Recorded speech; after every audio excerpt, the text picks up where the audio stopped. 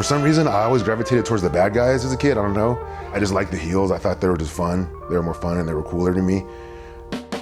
My mom actually brought me into wrestling.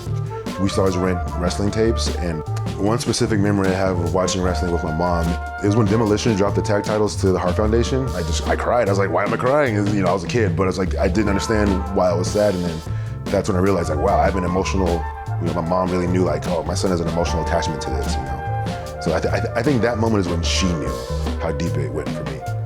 I happened to hit a growth spurt in high school, and I happened to be a decent athlete and had some strength to me and some speed, so I decided to try football. But I knew that football wasn't my love. I knew that I wasn't an NFL guy by any stretch of the imagination. So in my school, my school was in the hood, and we didn't have a wrestling team, so football was the closest thing to it.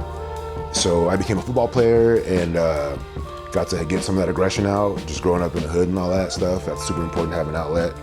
I didn't love it enough, so I gave it up, went to my true love, which is pro wrestling. And when I first broke in, I feel like I've gotten it mentally always, but my physical didn't always match with my brain.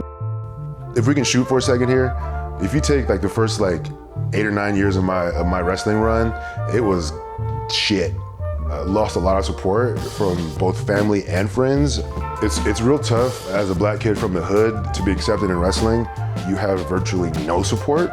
But if I had to say one main mentor in this business, I would say that would be Tashad Gaspard, who I met at a Hollywood taping maybe 8 years ago or so.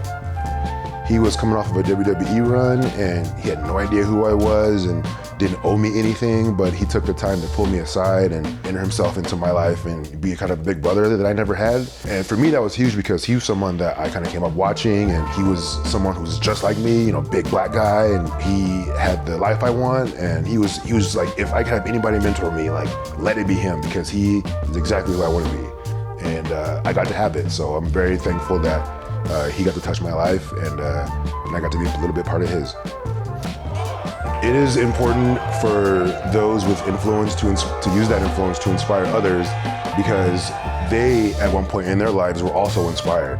And who knows, you take Obama, you take The Rock, you take other, affluent celebrities, and they all had inspiration, and without that inspiration, they wouldn't have been put in position to give back to the world in the way that they have been. The highest moment in my career is when I go to the store or I go to the mall and I'm recognized as the Hollywood Heritage Champion. To me, nothing's cooler than that. Getting messages from families, from fathers, from mothers telling me that their young kid looks up to me because I'm the Hollywood Heritage Champion. And to me, there's no higher calling than inspiring others.